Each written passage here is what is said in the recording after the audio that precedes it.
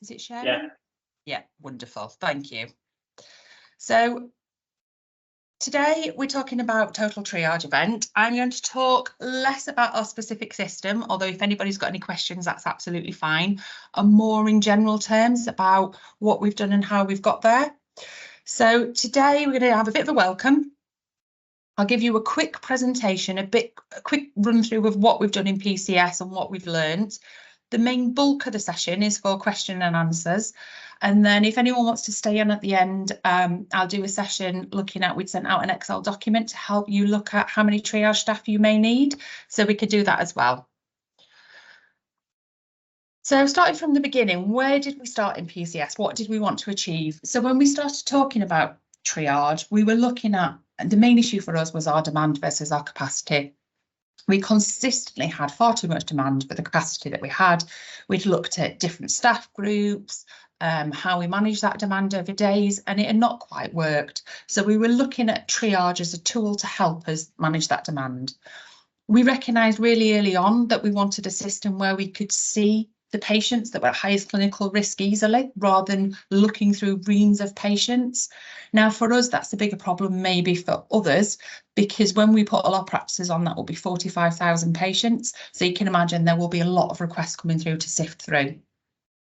We wanted to reduce the number of appointments that were being used inappropriately for patients that actually didn't need to be seen, and normalise an idea of pre-booking appointments. We also were looking at our phone wait times that had started to increase year on year, and we wanted to drive those down. We wanted to improve consistency, hopefully improve patient feedback. And one of our drivers as well was we tend to spend a lot on locums because we have peaks in activity on a Monday and a Friday that I'm sure many of you do. We were tending to find that if someone went off on a Monday and Friday, we were having to put a locum on, even though if we could spread that demand, we may not have needed to. So where did we start? We spoke a lot to our staff and our patients. So we had one of the PLI away days and we talked to our staff about what was important to them. We used our PPGs, we did questionnaires with our patients to understand what they thought. And I would say very much think about your timelines. I've heard about a practice in Doncaster that did this in a few days because their phone system went down. It took us several months, and I would recommend that the more you plan, the more you think through it, the easier it will probably be on the go live. We met with multiple system providers. For us, there was issues around language and around wanting to do multiple practices at once. That may or may not be an issue for you, but I think you need to understand what the system will give you and what you will need to work around. We had created a project plan, and we also had this focus on the spend. We needed to make it cost effective. So our process, we are using Anima. A lot of the practices in the city are using AccuRx. And from what I've seen of AccuRx, it does look very, very good.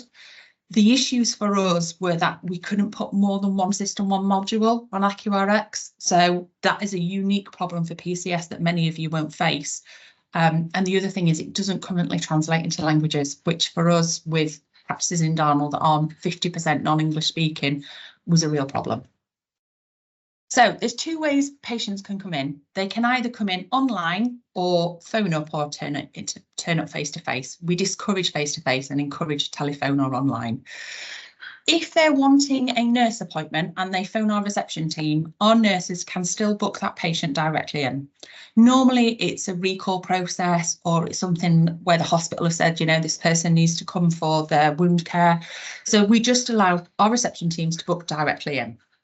If they fill in an online form, then it does come through the admin team who get them into an appointment. In Anima, and I think this is unique to some of the other systems, you can set up rules where that request directly books into an appointment without anybody having to touch it. So if we say, for example, somebody who wants a smear, who's of a certain age, who's had a letter, they will also automatically get an appointment without having to go through the Anima team, without anyone having to touch anything. For our, what we're calling our more urgent appointments, our ACP, our GP, our physio, they again can phone up or they can come through online. If they do phone up, they're taken through the same process. It's just that receptionists are filling in that same form for them. It comes through to our Anima team, and our Anima team look at that request and decide what to do with it. They either care navigate by giving them self-care advice or telling them maybe it's better for a pharmacy or somewhere else, or they book them into an appointment. They can give them an on-the-day appointment, or they can give them a future appointment. But everything that's more urgent comes through that system. They can do it themselves, or they can come through reception, but they all come through the total triage model. So in our set up, and I think when I talk to other systems, everybody does it slightly differently. Reception are using the system, our system is Anima, to log the requests, to make those appointment requests. The centralised triage team are using the system to manage the patient or book an appointment. The practice clinical team are nowhere near the system, so they don't need a login. If they're not in the Anima team, is all they see is their appointments booked into system one as they normally would. And the patients can only use Anima when they're initiating contact. So if they want to book an appointment, it's not something where we contact the patients through Anima and say, you know, come for your long-term condition review. There is that functionality in Anima, but at the moment we've kept it as a total triage model. And in a lot of cases, we are moving to a treatment. One of the things we wanted to do is avoid double doing. So we didn't just want a clinician sat there booking everybody into an appointment, because it's all you're then doing is having a clinician doing things twice. We're taking about 20% out by being able to give self-care advice, or just phoning the patient and going, here's your prescription, and not putting them into an appointment as traditionally we would have done. So where are we up to? We've got Darnall, which is our most complicated practice in that it's very deprived, it's very multi-ethnicity, and North Darnall, Healy Green, Buchanan and Harold Street, which is a very Arabic-speaking practice. They're all up and running.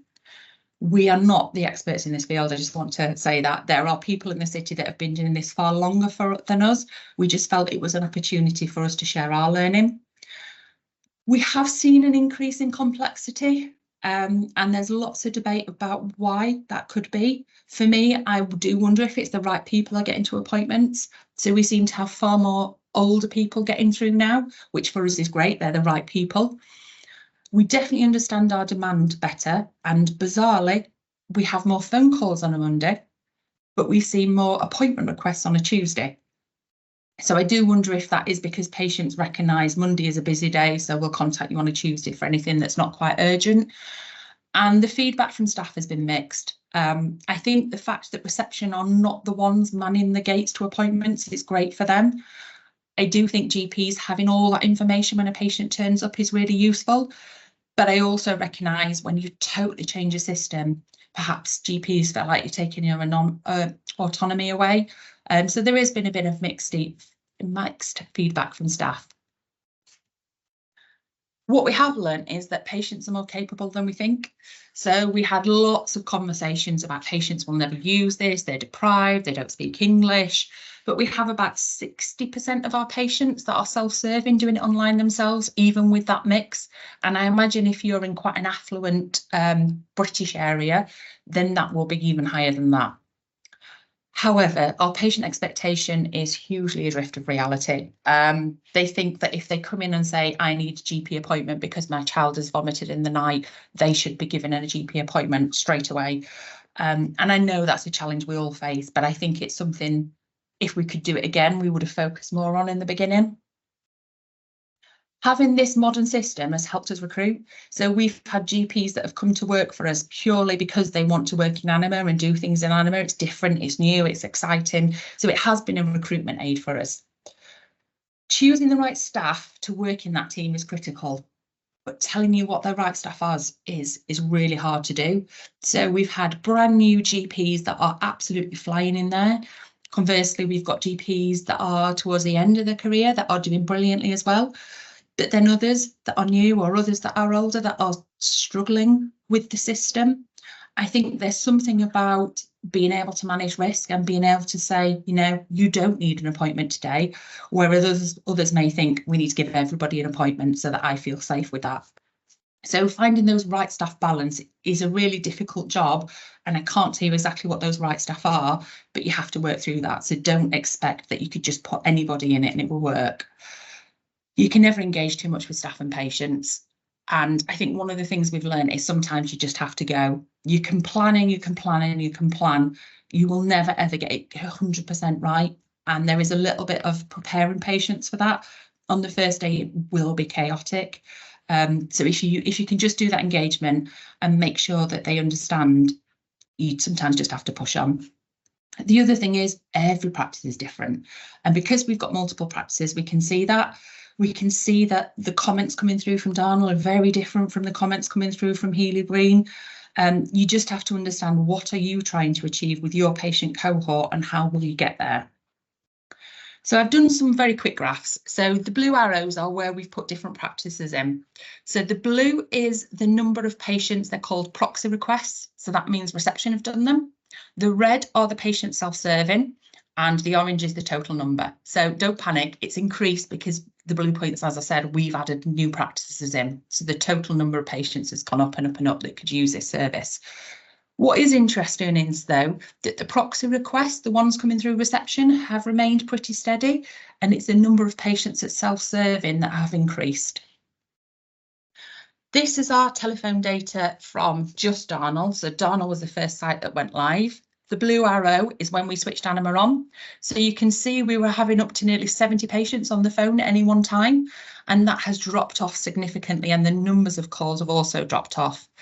What hasn't changed is the wait time, because although we've reduced the number of calls significantly, as you can see from this, the length of those calls is now longer because we're asking patients multiple questions rather than just saying, oh, you want an appointment, quick, I'll book you in.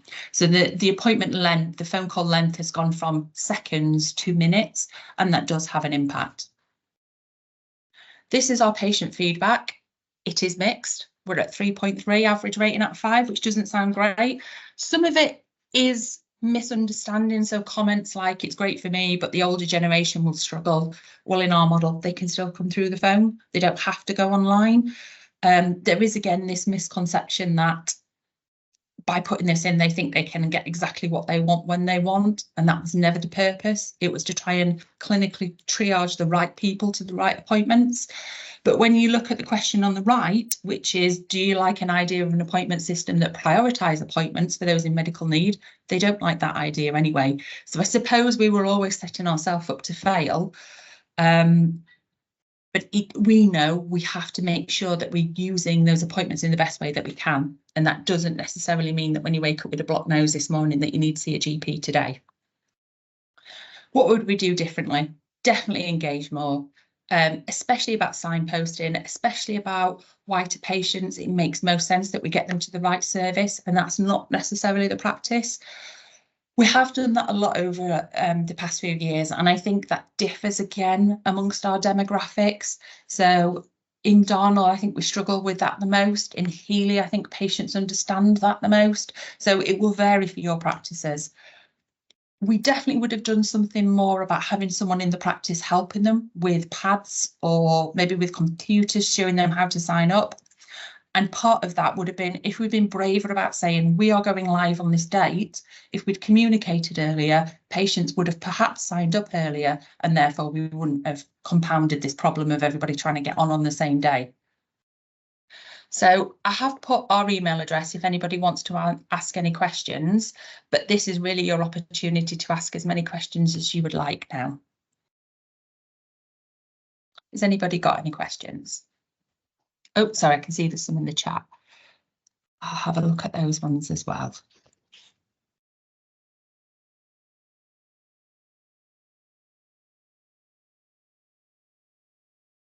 Or perhaps they're not in the chat. I think it's just me transcribing. Is there anything anybody's? Oh, sorry, I can see there. Media. Hi, Lindsay. Thanks for that. Hiya. Can I just ask? I know you said it's unique and it can be different. What does your Anima team look like? How can I just explore that a little bit? Yeah, so I think that's a fair question. So at the moment, I think I worked out yesterday, we're up to about 28,000 patients accessing through our Anima team as we add our practices on. Currently, we always have a GP there. So we always have a GP there. And on some days we have an ACP. If I was modelling it from scratch, which I obviously wasn't because we've got a team and we're moving teams from one part of the system to triage, I would have perhaps had more ACP, AMP roles because they're doing it really well. However, there was a limited pool of ACPs and AMPs that we had in the practices to pull from. So our current model is GP with ACP we have admin in there as well, because we're getting a lot of requests that admin can deal with, or admin can help the GPs deal with. So let's say, for example, this morning we've had a 91-year-old that wanted an appointment that's phoned through reception. They obviously haven't got an email address. They haven't got a mobile number. And so to get them to that appointment, even though it's a really simple click on the system, someone has to phone that patient to tell them. So an administrator doing that is more cost effective than having GPs sat around doing it. So we've put an administrator in there as well. What I would say is, when you look at your flows, and again, as I said, we can do this at the end, we have peaks. So we have more clinicians in on a Monday and a Friday than we do on a Wednesday and a Thursday, for example, because we know Wednesdays and Thursdays are quieter for us. So we don't need as many clinicians doing it. On a Monday and Friday, it's far busier, and so we need more. Currently for us, and again, I recognise this depends on your patients, how they work now, we are seeing about 50% of our activity come in before 9 o'clock in the morning. So that 819 patients are still flooding. We're then seeing about 20-25% of activity between 9 and 10, and then it really slows down with a dramatic bump, because patients are all clambering to getting in the morning, and then less so in the afternoon. We have talked about how we change that. However, there is benefits by being able to see what is wanted, what the demand is for the day. We can better plan. Whereas if it was filtering in through the day and you were getting urgent calls at 3 o'clock in the afternoon, it's much harder to deal with that. So at the moment, we've left patients doing what they are doing. And from talking to other sites, I don't think we're unusual in that. I think there will still be this historic 8 o'clock in the morning, I need to get into my doctor. Does that answer the question, Medea? Yes, actually, yeah. And it's really helpful. Thank you. Marie. Hi, just a couple of questions, please. So in terms of you've got 40% of people still calling or turning up in person. We know that we'll be using Accurix, that's our plan. But we know that that's based on sending florries, getting more information back from the patient. So for example, if it's rash, you send them a rash florrie to get more information. Is that how your system's working, to get more information from the patient, or are you expecting it all up front? So in our system, it's very much up front. Right. Sorry, there was a second bit there. I'll explain it a bit more. Sorry, what was the second part? It was just to double check what. First of all, it was to see whether you were using florries. Because if not, my other question is not really relevant. If you were using florries, then I was wondering how you were getting that further information from the patients, the 40% of patients that aren't using the online systems. But if you're expecting lots more information up front, then I don't think you'll be able to answer. So I'll be honest, I don't understand the AccuRx very well, but I know there are some big practices, Upperthorpe and Walkley, that are using AccuRx. I believe Meadow Green does as well. So there are a lot of big practices that are using it. For us, with Anima, there are set questions and the patients ask those up front. In 98% of occasions, it means we have enough information to make a decision. Sometimes we do go back and say, could you send us a photograph of this rash you're talking about, or could you give us some more information? We purposely went for something where there was less free text, because we know our patients, for example, one of the things we've learned is that there isn't, I think it's an Urdu word for toes. So we've had lots of things about finger feet, which we didn't understand. So we wanted to make it that they were ticking boxes and they could get it in their own language rather than writing answers, because some of it just, it doesn't compute into something that you can actually then use. A lot of them, I think it's pretty clear cut early on that you're going to give them an appointment. If you've got a 8-month-old with a fever, you're probably going to give them an appointment straight away. You don't need to go backwards and forwards. It's only really the ones where you're thinking, am I not, or am I going to? And so, that's our system. In reception asks those questions. So when they come through to reception run through those same questions, slightly shorter format than if it was a patient filling it in, but it is still taking them a bit of time because they're asking all those questions. But hopefully that is reducing the number of appointments. And it definitely, what I can definitely say is, in Darnall, we ran out of normal appointments, you know, the usual appointments, by 8:30 every morning. It was just like as many as you could get in, flood it, and then it was done. And then we ran on call and emergencies and trying to squeeze people in. We don't have on call anymore. We don't have an on-call GP. Everybody has set appointments, and we have one GP that we call the supervisor for the site that has less appointments because they may pick something up if there is an urgent face-to-face that we can't fit anywhere, or an urgent visit. Whereas if it's an urgent telephone, Anima team can still deal with it. So it's used very far and few between, because we still have routine appointments going into the afternoon. Yeah. And so our main worry is digital poverty. So we don't really have, it's very white British population, but very high levels of deprivation. And we've carried out surveys with our patients. We know that we're right to be worried about digital poverty and access. What do? You said that you early on you wish you'd looked at like getting a tablet, and part of our ideas is to get the group of volunteers to show patients what to do, so that they might be able to come into surgery even if they haven't got Wi-Fi access at home. They can come into surgery. We'll set up a tablet for people to come in and fill out the form. Is that something that you have done now, or you just wish you'd done? I think it's wish, because once Right. they're up and running, they're up and running, and it's Yeah. It's not that complicated. It's only as complicated as, you know, ordering something online. So I think, and to be honest, the ones that struggled, so I think our nearest practice demographic wise is probably Buchanan, which is very, very deprived. I want to say it's the fifth or sixth most deprived, but it's mainly white. They took to it like to duck to water compared to some of the other practices.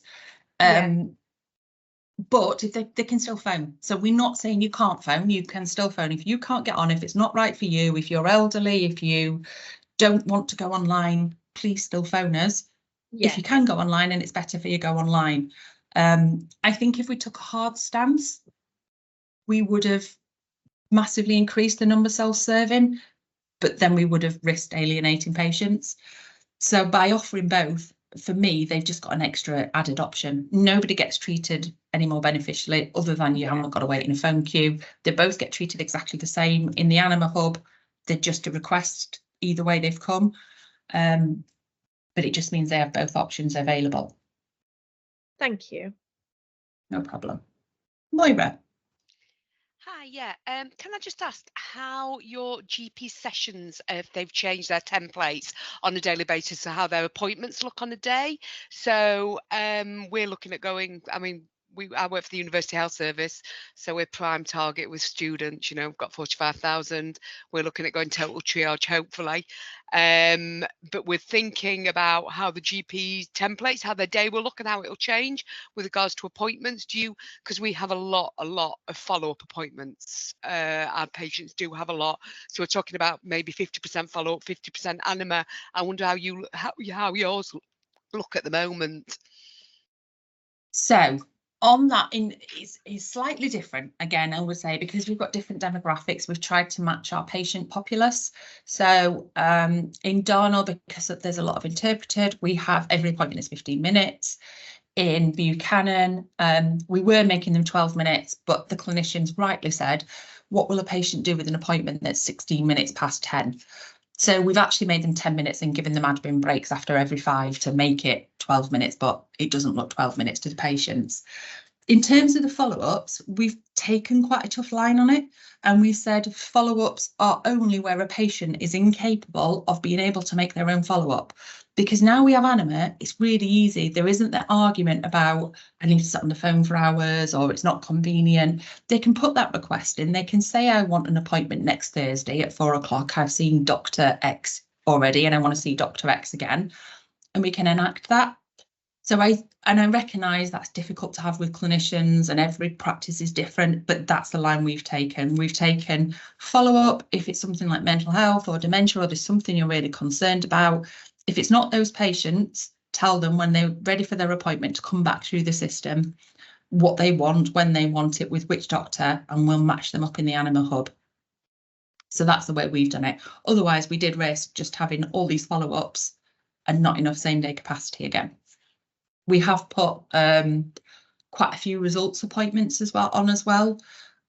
So there were ones where GPs were looking at results and couldn't quite catch the patient or didn't quite catch the patient. Again, I recognise every practice is different. They all do it their own way. But for us, we've put on very short and sweet results appointments so they can put people in and be able to contact them at a set time. Does that answer the question, Moira? I recognise it's probably not what you're doing. Presuming that your GP university. session is just generally just Anima appointments, then, is it? So any GPs you've got in dealing with appointments is just Anima appointments for them on the day.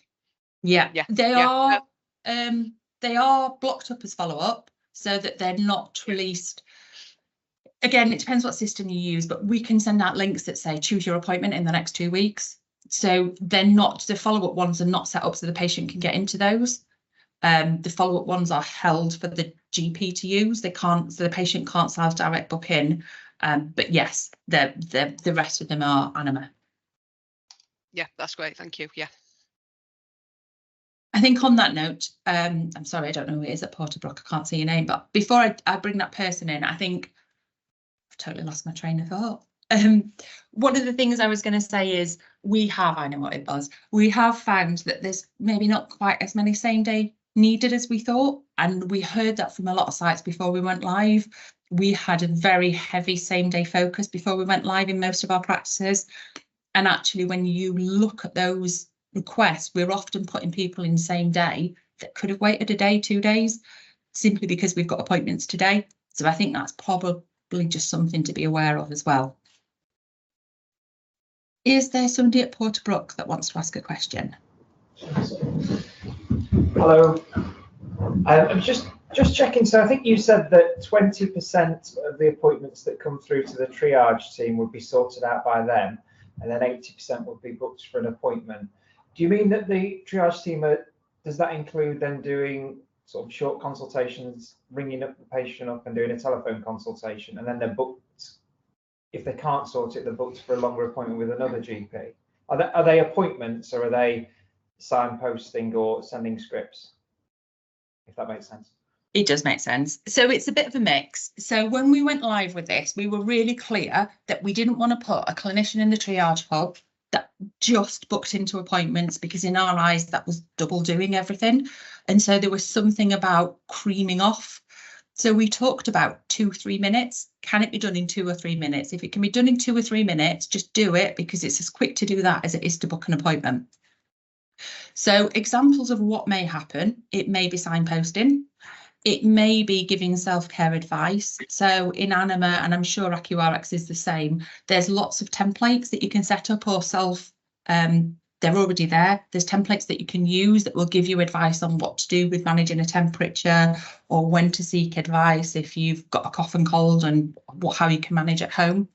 There are also things where there may be, I mean, I'm not a clinician, so please don't shoot me if I've got this totally right. But for example, a housebound patient that has a catheter and perhaps thinks they've got a UTI. Previously, we would have been going, right, that's putting a visit in, put an appointment in, put this in, put that in. Perhaps that's something where a GP could pick up the phone and determine what needs to happen. And that may not need to be an appointment if they can issue a prescription. So there are things where they are dealing with things, which means that it then doesn't happen as an appointment. So we haven't put extra staff in to do this. We've pulled staff from site into the Anima team. And so by reducing that capacity on site, we've wanted to make sure we've not lost it. And that's why we're doing a bit of a mixed model. We're calling it a bit of a triage and treat. Does that answer the question? Yeah, can we just ask a quick supplementary one, be a bit cheeky? Is your Anima team always the same people that you've identified as being good at triage, or do you rotate it through the team? So it's rotated. Again, if I could start from scratch, I didn't have a historic team working certain days, I may not have done that. But we did have teams working certain days and certain people that were interested and certain people with certain skills. So as it stands, if you work on Anima on a Monday, you're always in on a Monday, or if you work on a Tuesday, you're always in on a Tuesday. but it's not the same people all week. So all of them tend to do, no, actually that's a lie. There is an AMP that does a couple of days, but most of them tend to do 1 day a week. That's great. Thank you.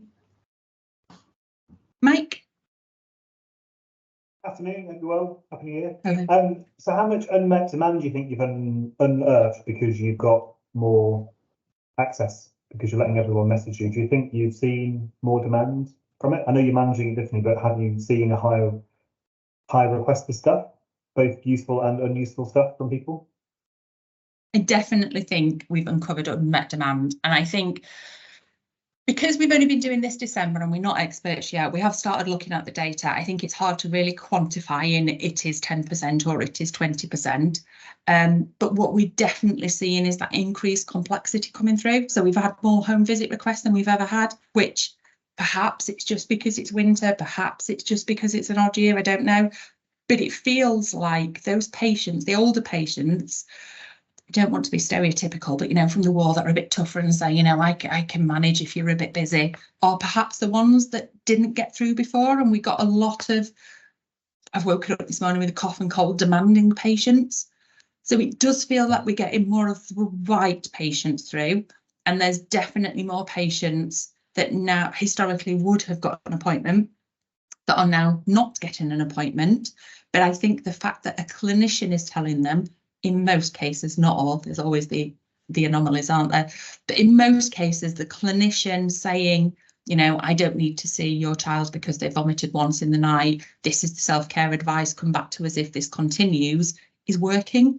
Whereas when receptionists did that, it was a bit of a, who are you to tell me that I can't see a GP type rhetoric.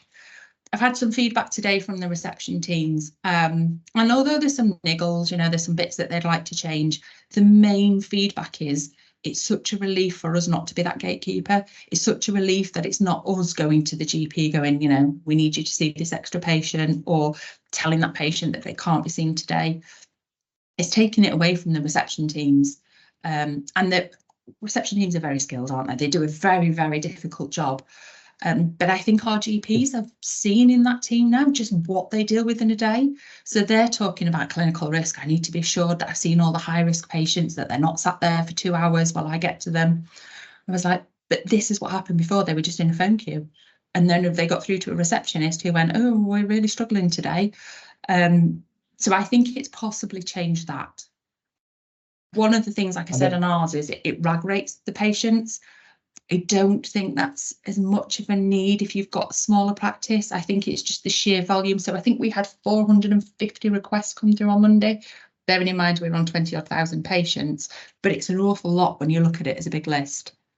So being able to see the red ones at the top and the green ones at the bottom is helpful for our clinicians in just trying to separate out the wheat from the chaff. And then the last question, there's always the morning rush, so we have it on in the morning and we turn it off. And it's sorry, nice I didn't quite catch that, Mike. So we have our applicants on in the morning, but then we turn it off at a certain night. Always the question is how do you see a sick kid in the afternoon? So are people basically still able to ring in your system or fill in a form in the afternoon and say, my child's got a temperature of 45, they're desperate to be seen and really worried. That essentially just comes in, gets flagged red, and then someone will be there looking at it to say, yeah, come down this afternoon. Is that how it would work? So I think we have difficulties because we're bigger, like I was saying about how many there is, but I also think we have benefits because we're bigger. We can afford to have someone there all day. And I recognise in smaller practices that is more difficult. So for us, we're on through the day. We do close a little bit before 6 o'clock, but we're on through the day, which allows those to come through and I'm a GP to deal with it. So what they're doing, I think, is taking that pressure away from on-call, because normally that would have gone to on-call and on-call would have already had 30 patients in and we're trying to fit it in. Now it's only if it's a face-to-face that it becomes that person, that site supervisor person's issue. If the GP can deal with it over the phone, they will deal with it over the phone, and it's done and dealt with without ever tipping into the practice and the on-call GP. When I think one of the most hated things in our practice, and I recognise we're salaried, so again, we're different, was on-call. On-call was the day of the headache, wasn't it? It was the, you never quite know what you're getting. And it's totally taken that away from them now. So we give them different practices, different amount of time. So in the smaller practices, it's a much smaller amount of time. Bigger practices, a much more amount of time. But an hour in our bigger practice at the end of morning and the end of afternoon for anything that creeps through. And there's not that much creeping through because anima, in most cases, can contain it. There's always going to be the odd palliative care visit or the odd really high fever at 4 o'clock in an afternoon in a baby, but most of it is contained. I suppose one of the things I want to get across is this system is not perfect. I think if you put it in thinking it will solve all your practices, you're setting yourself up to fail. If you think you're putting it in, all your patients will love it, that won't happen either. I think it's a tool. As with everything in general practice, it's a tool. And we've had a really bumpy journey, particularly in the last few weeks, as we've added in more practices over the peak of winter.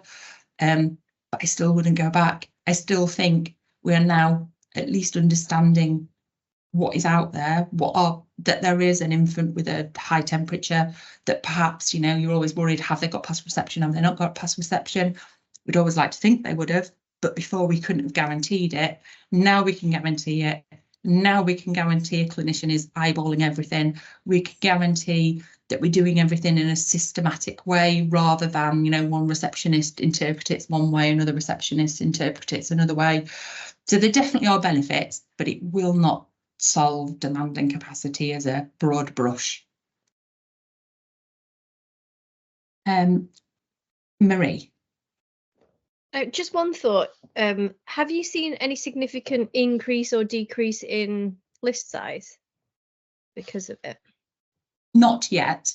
And it's not one I feel we can answer. So we only went live in December. So, you know, how long would it take to play out?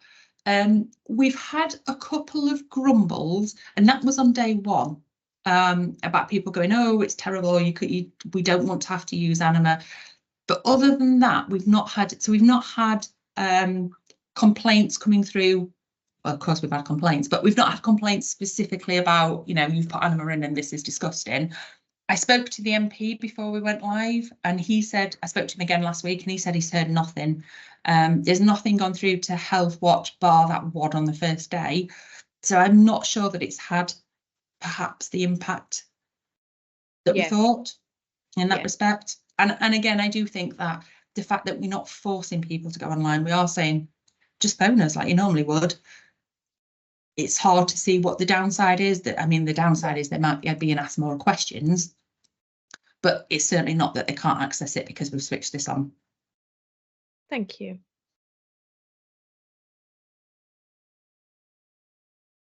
Are there any more questions? Just check the chat. Yep, I've seen the slide one. Do you set timeframes about when the patient can contact the practice? Yes, we have. So at the moment we're doing 8-4:30. We are having another meeting this week to decide, are we going to change that? Is that what we're sticking with? We had planned to go just before 6 o'clock. I think what we are seeing is because so much activity comes through in the morning, is there any value in having it on so long? Does it make sense to just flip to the telephone at the later part of the day? I think that's possibly where we will get to. But at the moment, it's 4:30.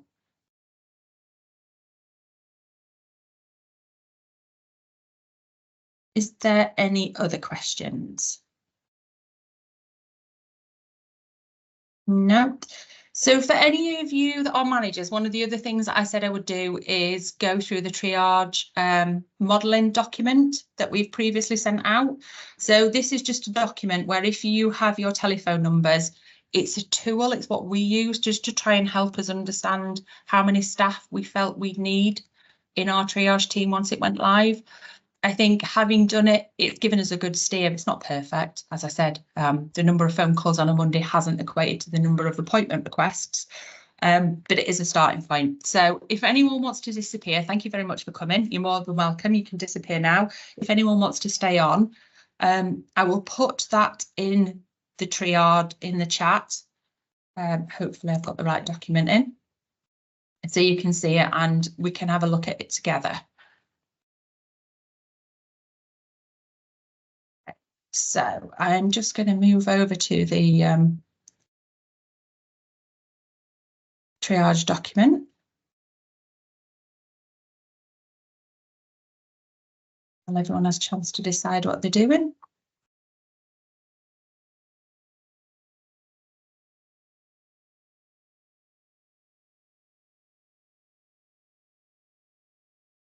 Oh, lost you all. There we go.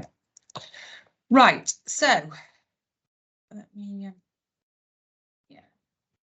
So hopefully this is not a surprise to you. We have been sharing it in the PCS update, but I'm happy to talk through it with everyone if I just move those out of the way. So this is a triage document. I've added boxes on the front of the instructions, but we'll go through it now on the actual page so you can just get a feel of it. So in the first box, the ask is to put in your number of call volumes. So in this practice, if I use it as an example, I'm going to say there's 1,000 on a Monday, 800 on a Tuesday, 800 on a Wednesday, 600 on a Thursday and 900 on a Friday. And we don't have any on a Saturday and Sunday. I know most practices won't have a Saturday and Sunday, but I've included it just in case there's any anomalies. These orange boxes will throw out your percentages and your total weekly and your totally monthly calls. In this second box, it's the percentage still going through the phone. So these are the ones where we think that they'll come in and end with reception. So in this practice, I'm going to go for 25%. Now, box 3, this depends on the system that you're using, but in our model, we have said if a patient phones up and wants a HCA appointment, we're not going to put them through Anima, we're not going to put them through the online process. They can just directly go to an appointment. So I'm going to say 12% of our calls, and these will always be guesstimates, they were guesstimates for us, 12% are coming for an HCA, 5% are coming directly for a nurse, and 10% are about the test results or something admin related that would never ever go near Anima. And again, these orange boxes just calculate it for you. Which leaves us with the amount of contacts that are going to the triage team in a week. So we say on a Monday 730. By the way, these figures are huge. They will not be like your practice, so please don't panic. But it's just to give you an example.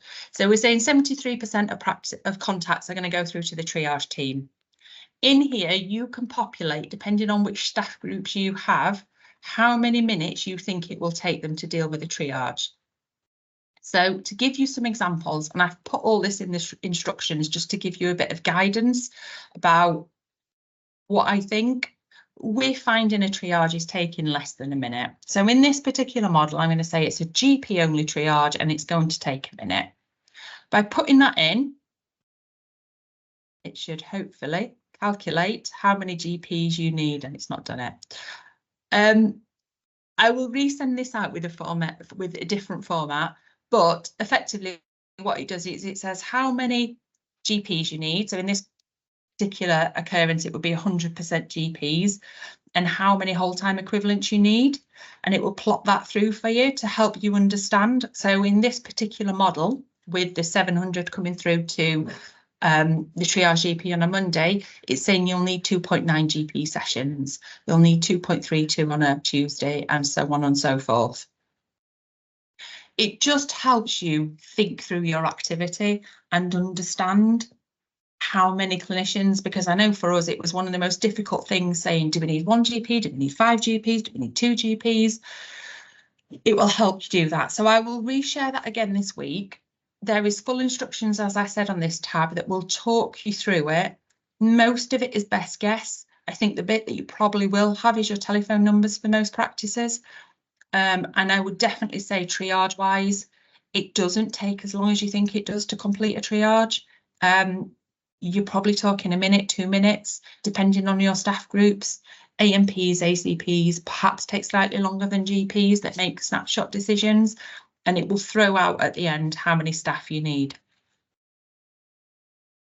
I know that was a bit of a whistle-stop tour, and I'm happy to talk individuals through this if they get to that point. Is there any particular questions on that, or is there anything else anyone's thought of whilst we've been going through that from the starting point? That's a neat tool, is what I was thinking. Well, let me fix that. I can't believe there's that one bit wrong, but I will fix that bit. It just helped us play. It helped us play and think through what actually comes through, because our telephone capacity, as we found out, isn't necessarily translating into same day appointments. A lot of it is test results, and every practice will be slightly different. But by feeding that sort of information out, you can throw out in the end. And then there's a final bit that says how many appointments, which again will help you think, am I being realistic? You know, if it says that I need 200 appointments and we only normally have 25, I've probably gone wrong somewhere in there. So you can have a playback through with it. Thank you for that. And I'm more than happy, as I said, to go through it with anyone on an individual basis as they need. Well, thank you for your time. As I said, I will be sharing this. I will be sharing the presentation, and I will be sharing the Excel document as part of this week's service update. But thank you very much for your time, everyone. Thank you. It's been great. Thank you, Lindsay. Thank you. Thank you. Thanks a lot. Thanks. Bye. Bye.